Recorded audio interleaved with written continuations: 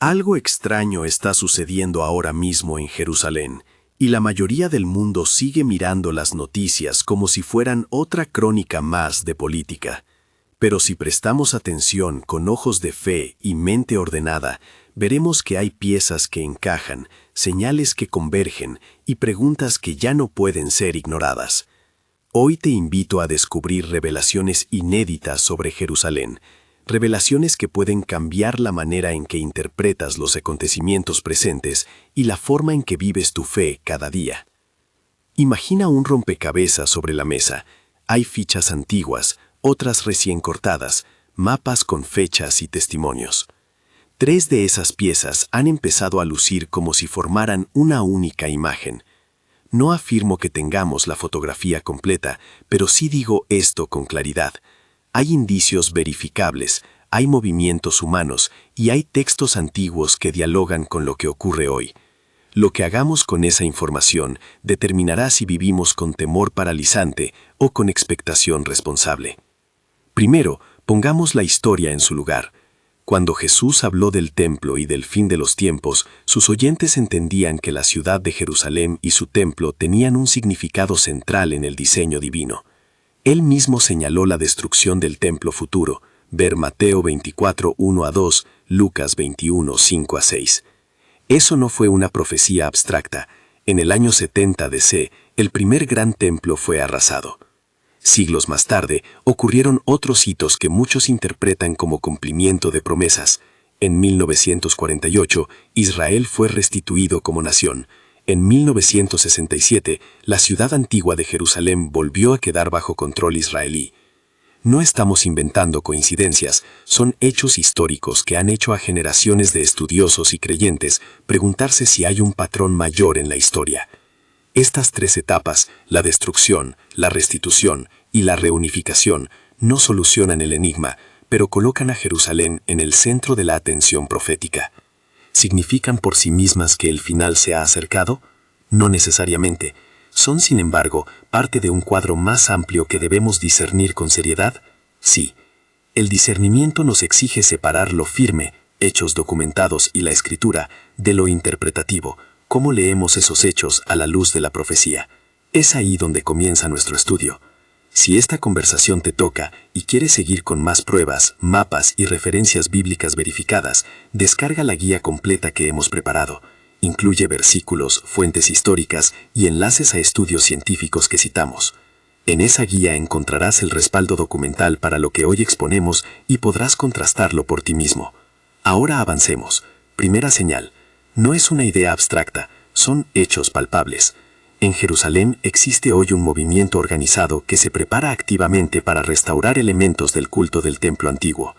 Instituciones dedicadas a investigar, recrear y conservar los enseres del templo bíblico han trabajado durante décadas. Han confeccionado vestiduras sacerdotales según antiguos patrones, han reproducido la menorá, han forjado instrumentos rituales y han capacitado a hombres que se identifican como descendientes de la clase sacerdotal, los Kohanim, en prácticas y lecturas litúrgicas. Todo esto está documentado en fotografías, catálogos y testimonios públicos. La base bíblica que alimenta esa labor es amplia. Ezequiel, en los capítulos finales de su libro, Ezequiel 40-48, ofrece una visión detallada de un santuario futuro y de ordenanzas relacionadas con adoración y sacrificio. Para muchos judíos observantes, estas descripciones son literales y orientan la esperanza de restauración del culto en su forma tradicional. Para muchos cristianos, esas mismas imágenes llaman a una reflexión diferente. ¿Cómo armonizamos la expectativa judía del templo con la enseñanza cristiana sobre Cristo como sumo sacerdote y sacrificio consumado? Véase Hebreos 9:10. Aquí conviene ser claros y prudentes. La existencia de preparaciones materiales no anula la centralidad del sacrificio de Cristo en el Nuevo Testamento. La Escritura enseña que en Cristo tenemos redención, Hebreos 10:14, y ningún ritual restaurado puede sustituir esa verdad salvadora. Dicho esto, ¿qué significa que haya talleres, planificaciones arquitectónicas y hombres que se entrenan para oficiar? Significa que, en términos prácticos, la infraestructura religiosa para un posible culto restaurado está más avanzada de lo que muchos imaginan.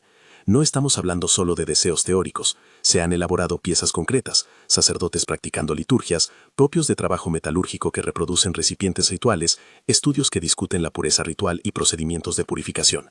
Algunos movimientos religiosos han invertido recursos significativos en reunir y conservar fragmentos históricos y reconstrucciones a escala real. Es importante subrayar un punto teológico que no podemos dejar pasar. La restauración de prácticas o edificios nunca debe presentarse como un medio para ganar la aceptación de Dios.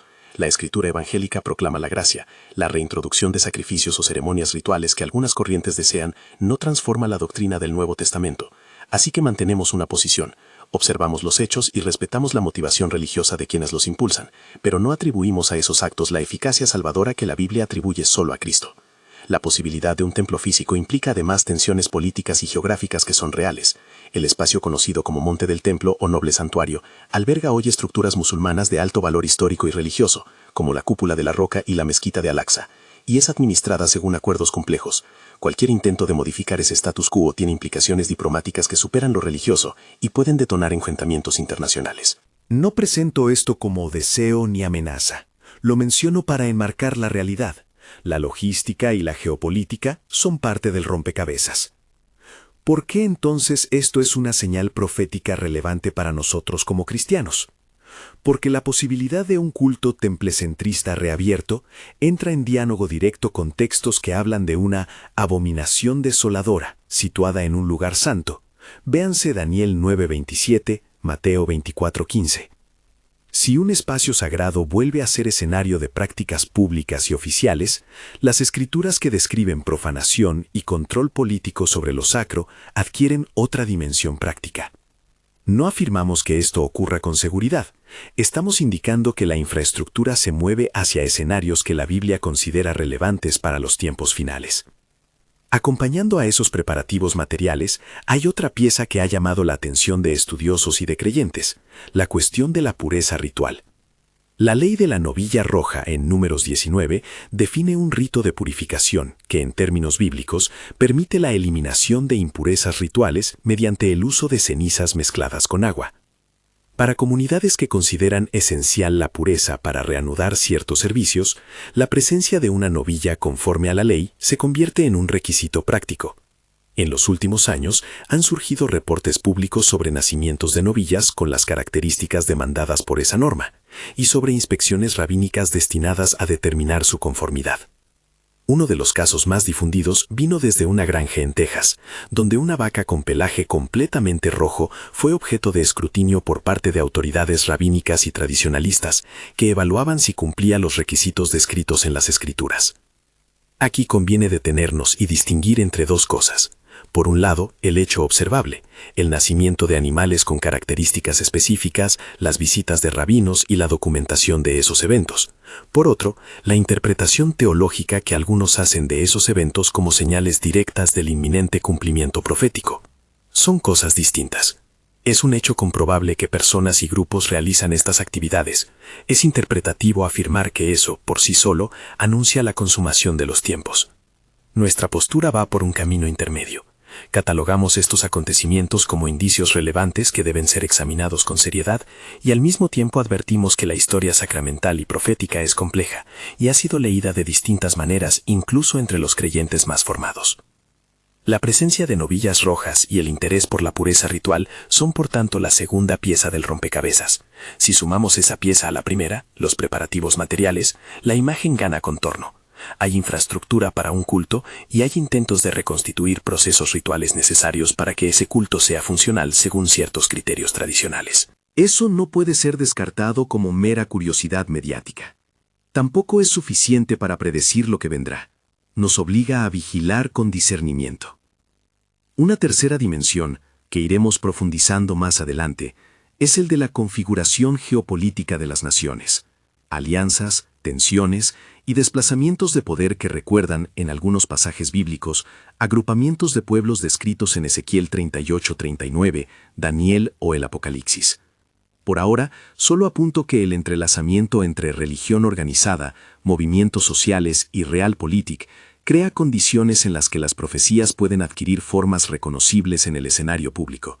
Pero repetimos, decir que hay condiciones posibles no es igual a afirmar que conocemos el momento exacto ni la manera detallada en que todo se desarrollará.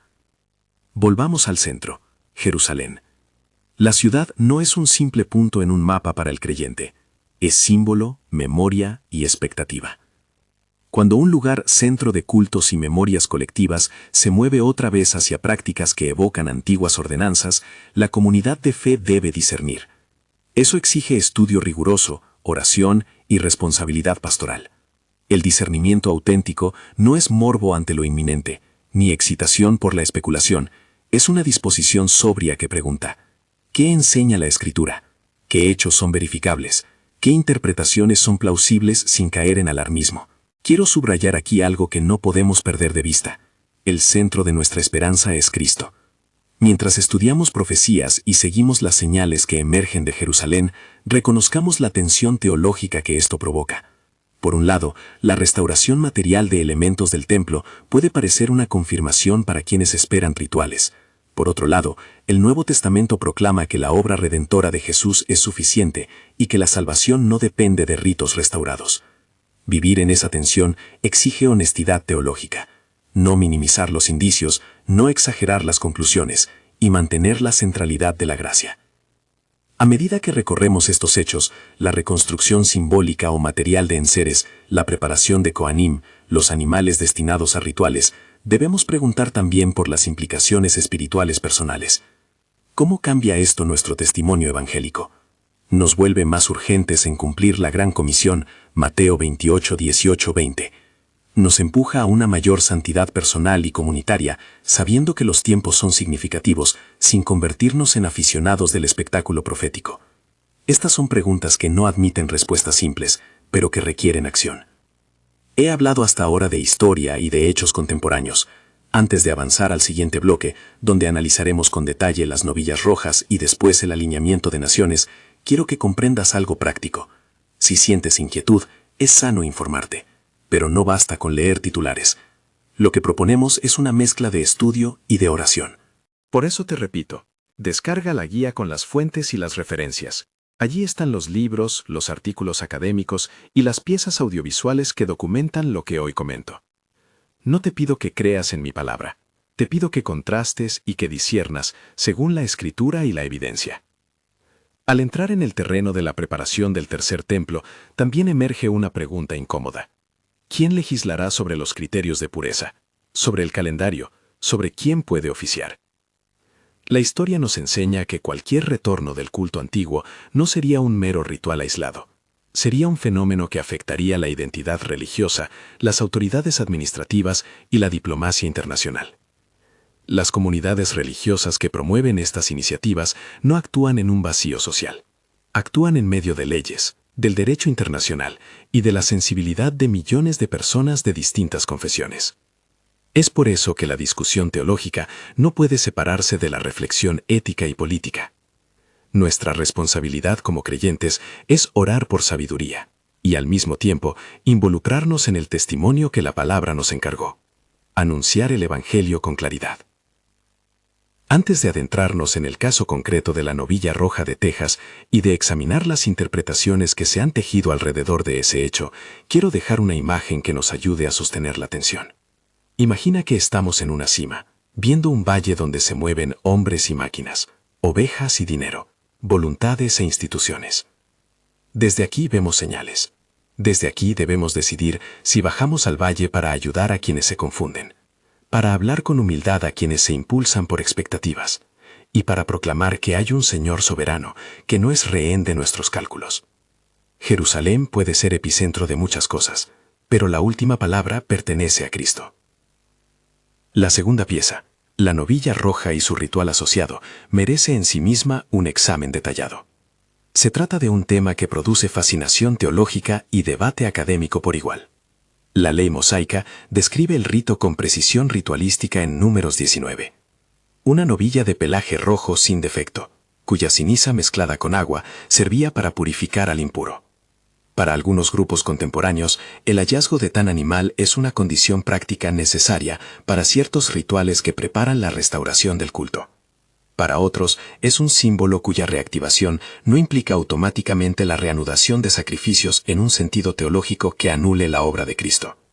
En Texas, el nacimiento de una vaca completamente roja provocó interés mediático y religioso.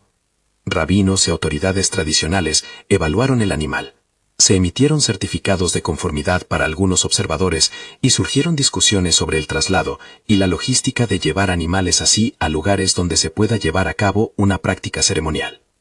Todo ello fue cubierto en prensa, y para nosotros, como observadores cristianos, se convierte en un enigma que hay que leer con calma.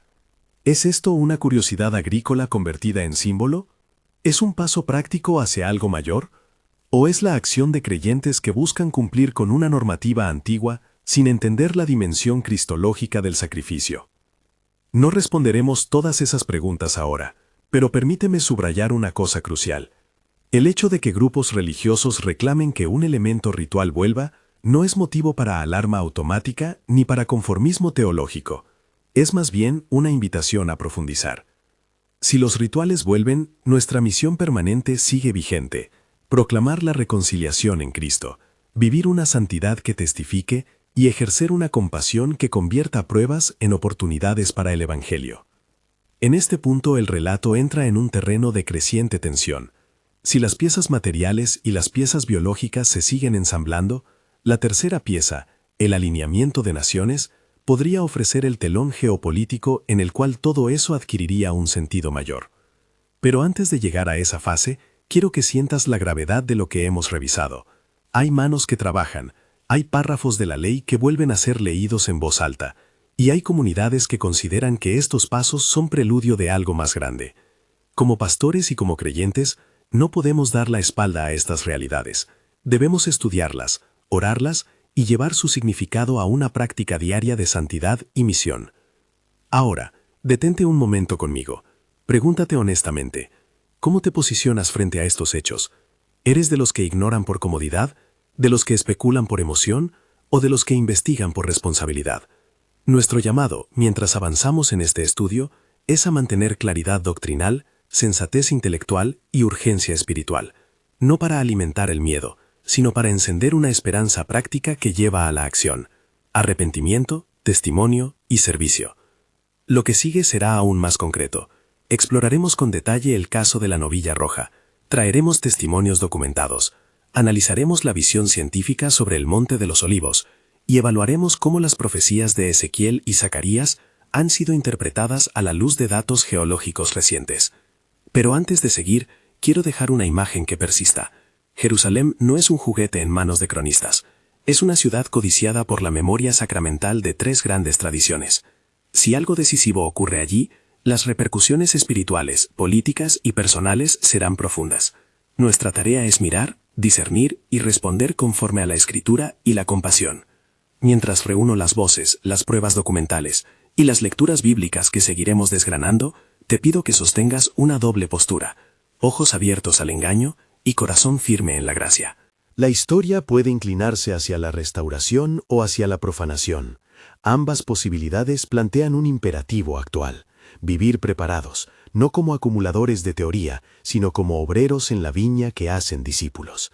Esa es la tensión que nos mantiene sanos: expectación sin fanatismo, alarma sin pánico. En el próximo tramo entraremos en la narración concreta del viaje de una novilla desde una granja hasta las manos de quienes la examinaron. Veremos documentos, fotos y testimonios, y evaluaremos con cuidado el peso de esas evidencias. También iniciaremos el diálogo entre la geología del Monte de los Olivos y las palabras de Zacarías sobre un monte partido. Por ahora, te dejo con esta reflexión. Lo que ocurre en Jerusalén ya impacta vidas. No es un problema lejano, es un llamado a decidir cómo vamos a vivir nuestras convicciones aquí y ahora. Lo que sigue es la narración concreta de un hecho que muchos consideraron anecdótico hasta que su dimensión ritual y mediática lo convirtió en signo para creyentes de todo el mundo. El caso de la novilla roja, que atrajo la atención desde una granja en Estados Unidos hasta mesas rabínicas y portadas de noticias. Esta historia nos permite ver cómo un suceso aparentemente local puede entrar en el tablero profético y obligarnos a discernir con calma. En una finca del sur de Estados Unidos nació una ternera, cuyo pelaje, según los que la vieron, era de un rojo intenso y uniforme. Lo que para un ganadero podía ser una curiosidad genética, para ciertos líderes y eruditos religiosos representó una posibilidad práctica. ¿Podría tratarse de una novilla que cumpliera los requisitos descritos en la ley de Moisés para el rito de la purificación? Números 19. Pronto llegaron a la finca inspectores, rabinos con experiencia halágica, periodistas y representantes de organizaciones interesados en documentar, certificar y, si fuese el caso, preservar al animal para su eventual destino ritual. No exagero al decir que aquel traslado no fue un simple movimiento logístico, implicó consultas legales, evaluaciones veterinarias, conversaciones sobre transporte internacional y negociaciones con comunidades que entienden que la pureza de una criatura no se limita a su aspecto físico, sino que incluye linaje y ausencia de manchas que la invaliden según tradiciones milenarias. Hubo además controversias públicas. Algunos observadores declararon que la ternera no reunía todos los requisitos, otros defendieron su validez. En los medios aparecieron imágenes, certificados provisionales y entrevistas que alimentaron la curiosidad mundial. Para nosotros, lo relevante no es entrar en la disputa forense sobre la conformidad del animal, sino reconocer que hechos de este tipo muestran dos cosas con claridad. Primero, que hay grupos dispuestos a actuar de forma organizada cuando creen que un texto antiguo demanda una respuesta concreta. Segundo, que la sociedad global presta atención y registra estos movimientos con herramientas modernas, cámaras, redes, peritajes, lo que aumenta su repercusión. ¿Por qué esto tiene implicaciones proféticas? Porque si la comunidad que anhela reactivar ciertas prácticas litúrgicas encuentra elementos materiales y humanos que le permiten dar pasos adelante, objetos reproducidos del templo, sacerdotes entrenados, animales que podrían servir para ritos de purificación, el escenario se transforma. No es lo mismo hablar de teorías abstractas que tener piezas reales que pueden ser usadas en un culto. Eso plantea preguntas prácticas. ¿Qué autoridad reconocería esos actos? ¿Cómo se integrarían en la realidad política que hoy administra los lugares sagrados en Jerusalén? Aquí la respuesta no es teológica solamente, es política, jurídica y pastoral. Y desde la perspectiva cristiana debemos ver todo ello con prudencia, no porque lo nuevo sea necesariamente maligno, sino porque la restauración de rituales sin un anclaje teológico correcto puede generar confusiones y provocar reacciones que afecten a millones de personas. Al observar este fenómeno, distinguimos con claridad entre hechos verificables y su interpretación. Es un hecho que una ternera de pelaje rojo fue examinada y que se registraron procesos administrativos en torno a su posible uso ritual. Es interpretación afirmar que ese hecho por sí solo significa el inicio de los últimos tiempos. Nosotros nos situamos en el terreno del discernimiento responsable, contabilizamos la pieza, evaluamos su contexto y la guardamos como un indicio que debe sumarse a otros para formar juicio.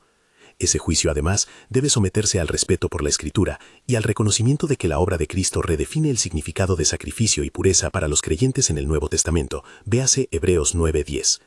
Más allá de la novilla roja, otro elemento real y documentado es la existencia de grupos que recrean objetos y prácticas del templo, talleres que reproducen recipientes, textiles que rememoran vestiduras sacerdotales, cursos de instrucción para Kohanim que ensayan lecturas y oficios.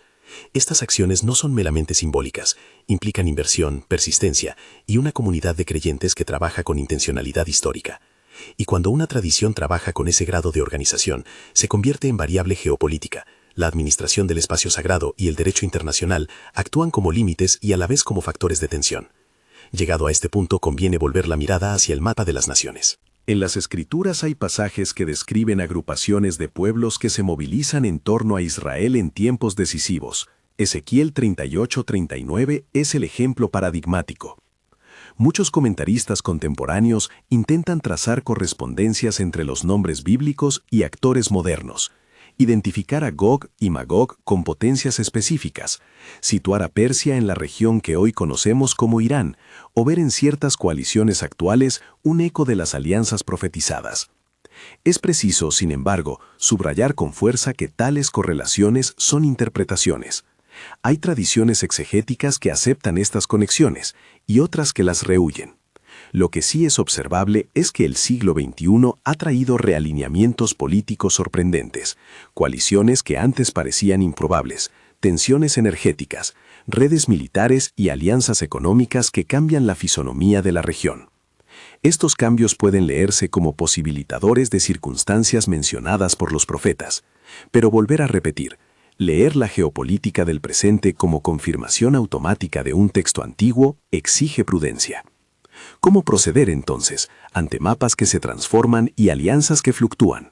Primer punto, separar lo interpretativo de lo fáctico. Segundo, no convertir la sospecha en odio.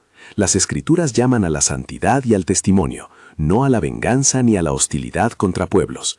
Tercer punto, valorar el papel de la diplomacia, la ley y las instituciones que procuran gestionar los conflictos con la razón y la humanidad. Si hay un hilo que atraviesa nuestra lectura de las naciones, es la soberanía de Dios.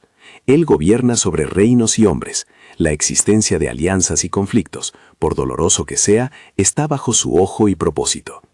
A este punto del análisis conviene traer a la mesa el elemento físico que algunos relacionan con textos proféticos, la geología del Monte de los Olivos y el pasaje de Zacarías que describe un monte que se partirá por la mitad cuando el Señor venga, Zacarías 14:4.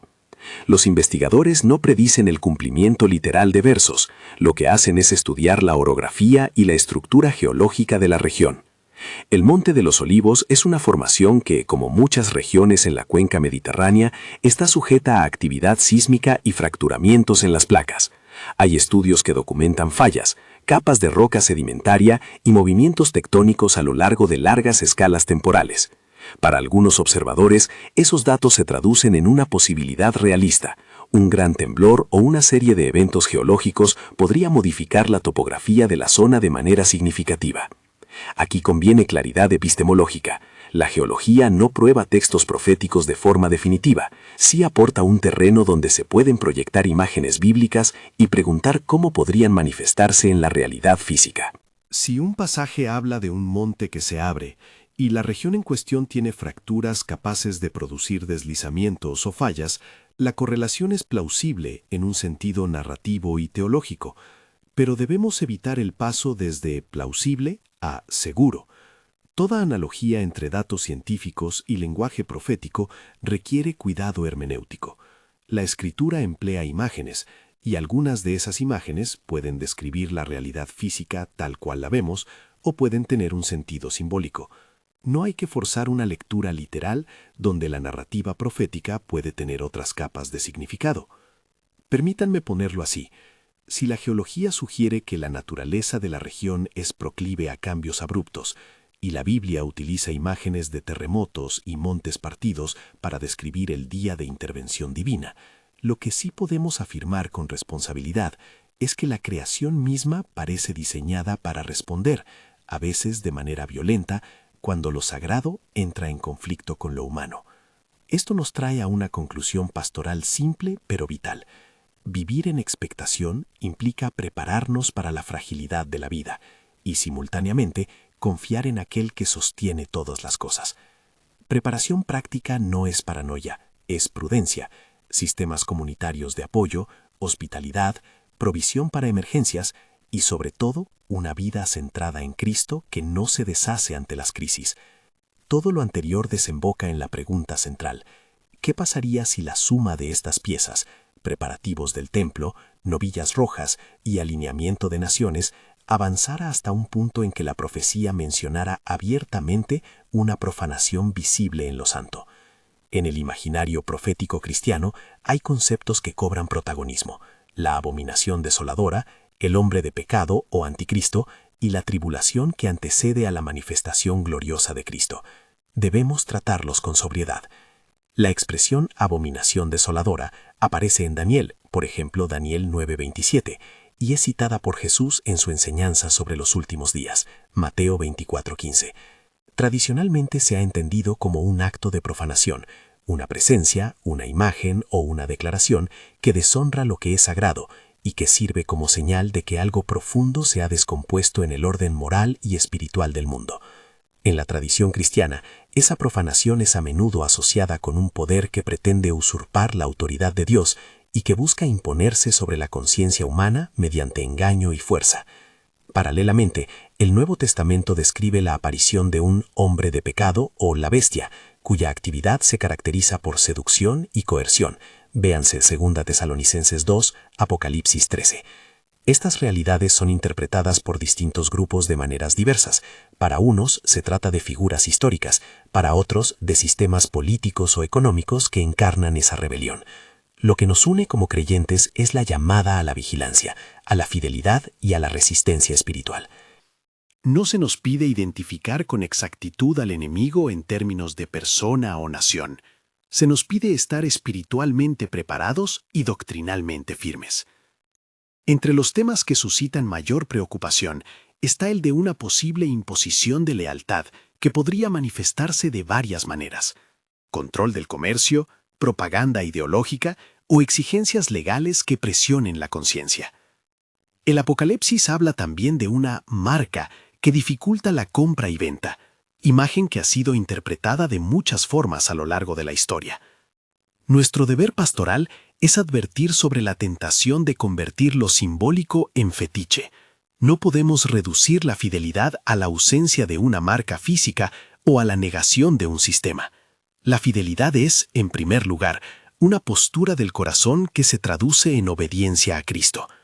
Si bien en tiempos de prueba institucional, nuestra fortaleza no vendrá de señales tecnológicas esquivadas, sino de una comunidad de fe profunda, arraigada en la palabra y manifiesta en caridad. Es aquí donde la tensión de la esperanza y la alarma debe encontrar su equilibrio práctico. La Escritura nos llama a orar por los gobernantes, a buscar la paz de las ciudades y a obedecer las autoridades legítimas. Romanos 13, 1 Pedro 2. Pero también nos llama a mantener una conciencia que no se venda por seguridad material cuando ésta entra en conflicto con la verdad de Dios. ¿Qué hacer ante una demanda que ponga en riesgo la fe? Las Escrituras nos muestran ejemplos de martirio, convicción y fidelidad que son ejemplares. No se espera que idealicemos el sufrimiento, pero sí que lo vayamos a enfrentar con la fuerza que viene del Espíritu. Ahora bien, después de este cuadro sombrío, cabe la pregunta que nos debe sostener: ¿qué hay al final de la historia? Las Escrituras ofrecen una visión gloriosa de restauración, la venida del Señor a establecer su reino, la derrota definitiva del mal y la instauración de justicia. Zacarías pinta una escena donde el monte de los olivos se abre y el Señor viene a reinar. Apocalipsis presenta al Cordero victorioso que retorna en poder y majestad. Apocalipsis 19, Zacarías 14. Esta no es una promesa para asustar, sino un ancla de esperanza que cambia la manera en que sostenemos la historia. Ya no estamos a la deriva, sino caminando hacia un desenlace que glorifica a Dios. Imagina por un instante la imagen que la Escritura traza, no un espectáculo para morbo humano, sino la consumación del propósito divino. Las heridas serán sanadas, la injusticia será juzgada, la soberanía de Dios será plenamente reconocida. Esa visión transforma la urgencia en acción. Si el final es un reino de justicia y paz, entonces nuestra tarea ahora es ser anticipadores de ese reino. ¿Cómo? Practicando la justicia, cuidando a los vulnerables, proclamando el Evangelio con palabras y hechos, y viviendo una santidad cotidiana que sea testimonio de la realidad venidera. Volvamos, por tanto, desde la ecología de los signos a la vida práctica. ¿Qué pasos concretos propone este examen para quien escucha hoy? Primero, estudiar con prudencia. No nos contentamos con titulares sensacionalistas ni con interpretaciones superficiales. Leer la Escritura con contexto, consultar estudios críticos y verificar fuentes históricas y científicas es indispensable. Segundo, orar con sinceridad. La oración no es una fórmula mágica, sino la comunicación con el Señor de la historia. Pedir sabiduría, discernimiento y un corazón dispuesto a servir. Tercero, fortalecer la vida comunitaria. Una iglesia que vive en comunión práctica, partición de bienes, cuidado de los débiles, formación de discípulos, será una iglesia capaz de soportar pruebas. Cuarto, implicación práctica en la misión. Si las señales nos llaman a urgencia, la respuesta más responsable es compartir el Evangelio con aquellos que aún no lo conocen, no para infundir miedo, sino para ofrecer esperanza. Quinto, preparación razonable. Tener planes de contingencia familiar y comunitaria, recursos para emergencias y redes vecinales no es profecía, es sensatez administrativa. También quiero hablar del peligro de dos actitudes opuestas que encontramos en estos tiempos, el sensacionalismo y la apatía. El primero convierte la esperanza cristiana en espectáculo, el segundo en indiferencia. Ambos son traiciones a la responsabilidad que la palabra nos encomienda. La nuestra debe ser una fidelidad que combina expectación y trabajo. Aguardamos al Señor, pero no nos sentamos a esperar. Obramos como aquellos que saben que una semilla cae y muere para dar fruto, y por eso siembran y cuidan. En la esfera individual, ¿qué prácticas espirituales deberíamos priorizar? Recomendamos, sin pretender liturgia rígida, 3 disciplinas que edificarán el carácter necesario en tiempos de señal: la lectura bíblica sistemática, la oración intercesora y el servicio práctico a los necesitados. Leer la Escritura diariamente, no para acumular datos, sino para que la palabra modele nuestro criterio. Orar no como queja, sino como sumisión: venga tu reino, hágase tu voluntad.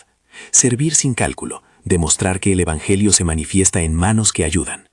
Estas prácticas nos harán menos vulnerables a doctrinas cerradas y más aptos para mantener la esperanza en el crisol de la prueba. Hay además un deber ético que no puedo soslayar: el testimonio público. Vivir con convicción cristiana implica ser sal y luz en medio de la sociedad. No podemos reducir la fe a una experiencia privada. La restauración de la verdad implica presencia pública. Advocar por la verdad en amor, defender la dignidad humana y ser agentes de reconciliación donde haya división. En contextos donde las tensiones sobre Jerusalén y los lugares sagrados son fuertes, nuestra postura debe ser la del mediador que busca justicia con misericordia. Ahora, ¿qué decir a quienes sienten ansiedad o miedo ante estas señales? Primero, validar la emoción. Es razonable inquietarse. Segundo, ofrecer una ruta práctica. Limitar la exposición a fuentes sensacionalistas. Buscar comunidad. Orar juntos. Servir a otros. Tercero, recordar la doctrina consoladora, la soberanía de Dios, la obra ya consumada de Cristo y la presencia continua del Espíritu. No negamos la realidad del juicio, afirmamos la verdad de la gracia. En los tramos finales de esta reflexión, quiero retornar al centro, Jerusalén. La ciudad sigue siendo punto de encuentro entre pasado y futuro, memoria y promesa. Lo que allí ocurra tiene repercusiones espirituales reales, pero no debemos permitir que la especulación nos robe la paz, ni que el espectáculo apague la compasión. Si algo nos enseñan las Escrituras, es que la fidelidad no se mide por la exactitud de una predicción, sino por la constancia de un testimonio que ama y que anuncia el Evangelio.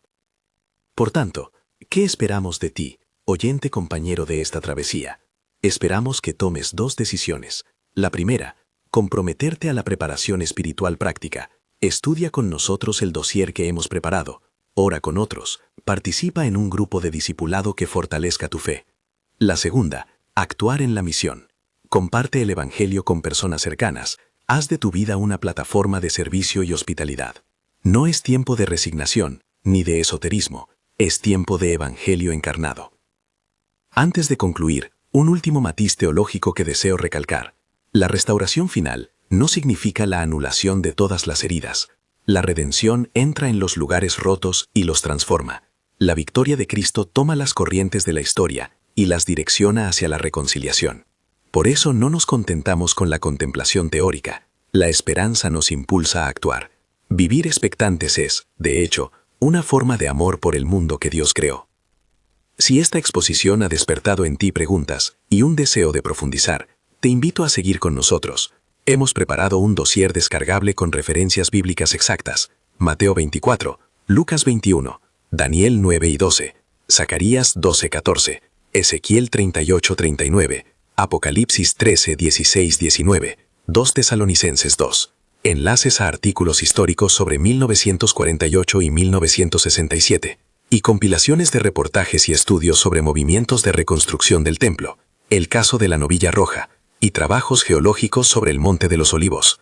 Esa guía no pretende dar todas las respuestas, pretende ofrecer fuentes para que tú puedas contrastar, investigar y orar con fundamento. Para terminar, regreso al motivo que dio inicio a esta serie. Descubre las revelaciones inéditas de Jerusalén que impactarán tu vida. Lo que hemos visto no es un rompecabezas resuelto, sino piezas que piden ser colocadas con sabiduría. Jerusalén interpela porque allí convergen historia, fe y política. Lo que ocurra allí tiene efecto en nuestras vidas espirituales y prácticas. La pregunta que queda es personal. ¿Cómo voy a vivir frente a estas señales? ¿Con temor paralizante? ¿Curiosidad sensacionalista? ¿O con expectación responsable que produce santidad y misión? Mi llamado final es sencillo y urgente. Decide hoy vivir preparado. No me refiero a un preparar material obsesivo, sino a cultivar una vida que refleje el reino venidero. Fíe a ser santo y a servir. Comparte el Evangelio con alguien esta semana. Ora por Jerusalén y por los pueblos que sufren. Si lo haces, no solo estarás esperando el regreso del Señor, estarás colaborando con la construcción de su reino aquí y ahora. Si quieres profundizar con nosotros, suscríbete a la serie completa sobre Jerusalén, descarga el dossier que mencioné y únete al grupo de estudio y oración que hemos organizado. Allí procesaremos con sobriedad, estudiaremos con rigor y oraremos con humildad. No prometemos certezas espectaculares, pero sí un camino de discernimiento, compañía espiritual y esperanza firme en Cristo. Termino con una palabra de consuelo que no es ingenua. La historia está en manos de aquel que murió y resucitó. Las señales pueden alarmarnos, pero no nos desarraigan de la esperanza. Mientras la ciudad de Jerusalén sucede en los titulares, que nuestras vidas sucedan en fidelidad. Que la gracia nos guarde, que la verdad nos guíe y que el amor nos impulse a ser testigos valientes hasta que Él venga.